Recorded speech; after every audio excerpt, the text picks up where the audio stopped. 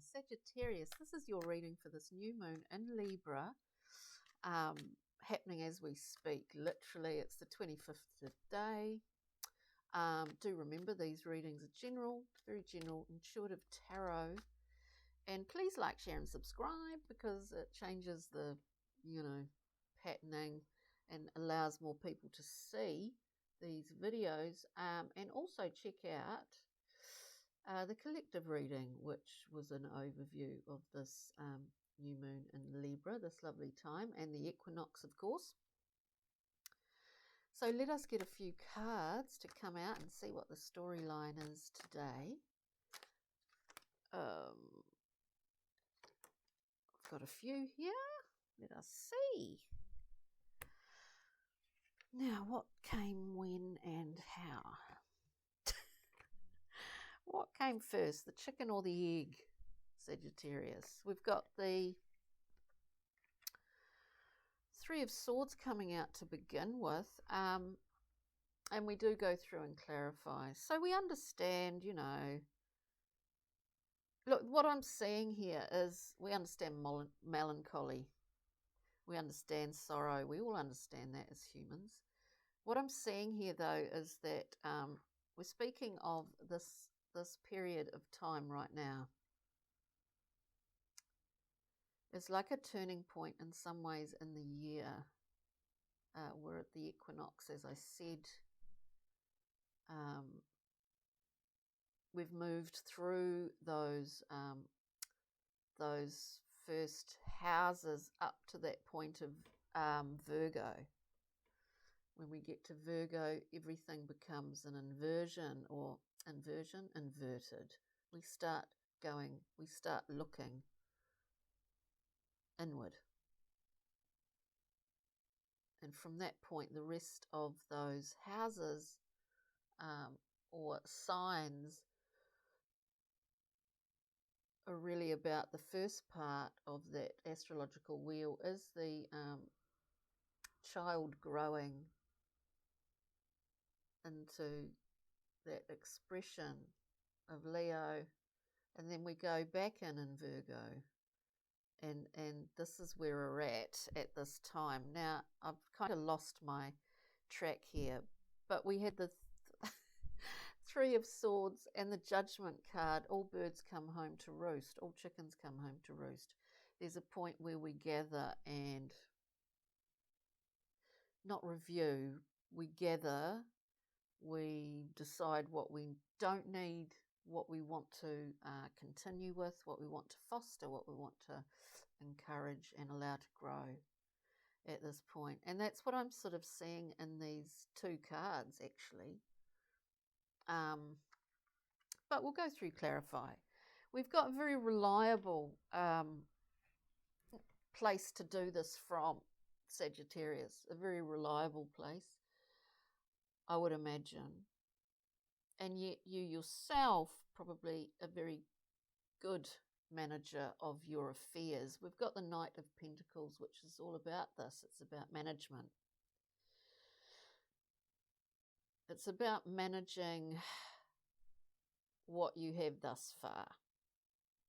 Whether that's, it is a pentacle, so it is in regards to, what you've put energy into and what you've created.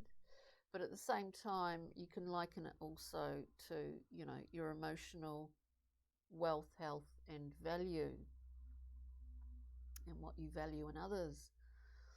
And then we have the Strength card. So there's been a lot of I would suggest, and remember these are very general readings, so take what resonates, leave what doesn't. I would suggest there's been a lot of work prior to this, where we have the Three of Swords and Judgment. There's been a lot of work prior to that, because we have strength here. We understand as much as we can at this vertical point in time, at this moment in time, at this new moon in time. We understand the way that our mind works, and we understand how we put our intentions into action, into, for want of a better term, a level of manifestation. So Sagittarius, let's just we'll shuffle up a bit and clarify these cards. I'm going to pull a Brian Froud Pixie and Fairy card, and a rock, mineral and crystal card at the end. But let's just clarify here one more time. One more time. Okay. For that Three of Swords, we can't look at anything in isolation, you know, but Three of Swords, please.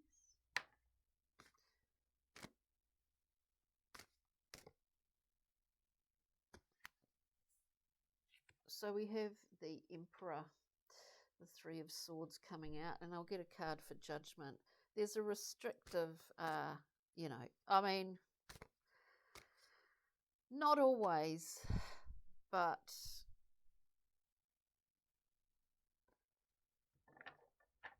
there is a constrictive and restrictive element to the Emperor as I see it there.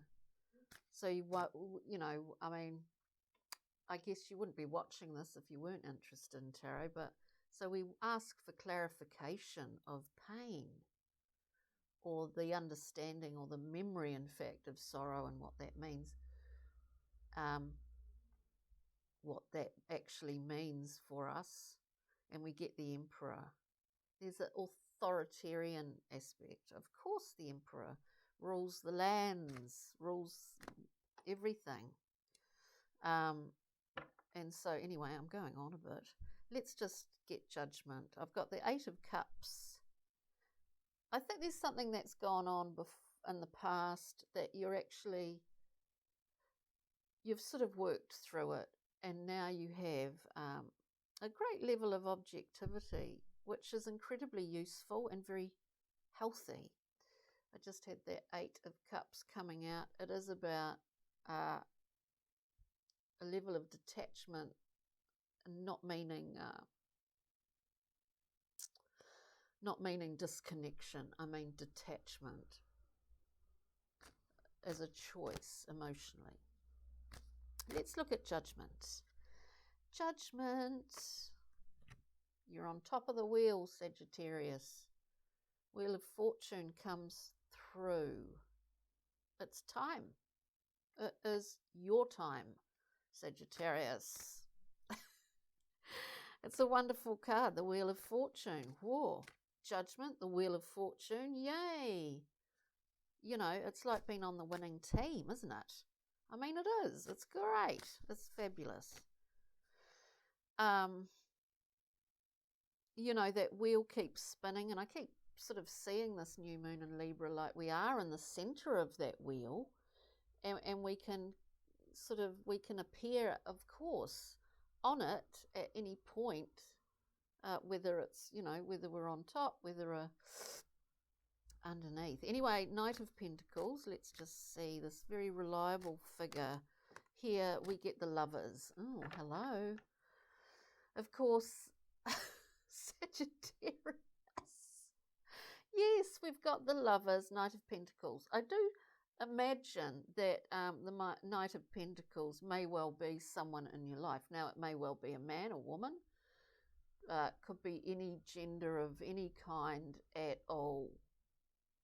This reliable knight who manages.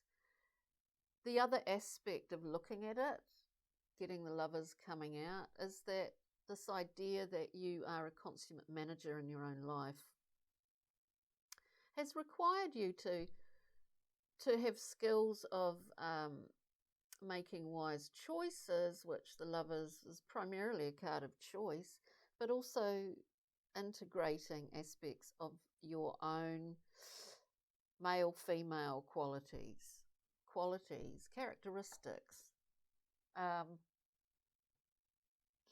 synthesizing of that.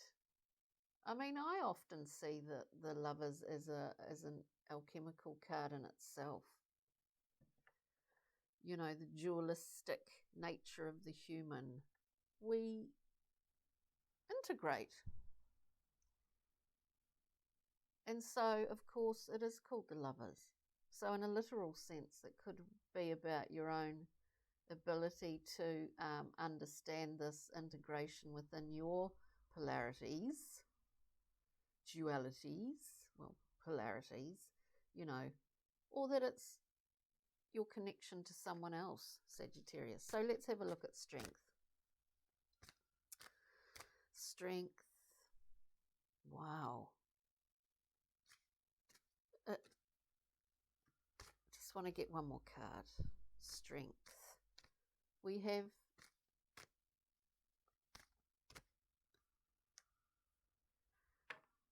the Tower, this wonderful infusion of clarity, strength. I mean, this is strength.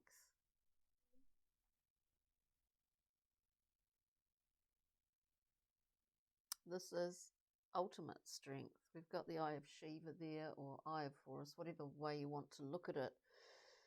This is a beautiful card. It is, I look at it as, certainly in this collection of cards, that it's really an infusion of insights, not only in regards to yourself, but also other people. New information, new drives, and new directions. Sagittarius. I did want to get one more card. And I did actually get one more card. So I'm asking for a third card. So we have got one more card. The Prince, I should say, of Wands. It does often come out in Sagittarian readings. It's a hot and cold character. It's fire and ice. And, you know, experimental. It's a risk taker. The qualities of this card. It is about taking risks. And it is a youthful card. We're pushing boundaries. We're discovering new boundaries, maybe. Discovering new qualities within ourselves. You know, it is a beginner's mind here. So that's beautiful. We're getting a bit fuzzy on the light front. I might just pull that. Oh, that's a bit rough. Pull that a wee bit. Now let's get a Brian Froud Pixie and Fairy card for Sagittarius.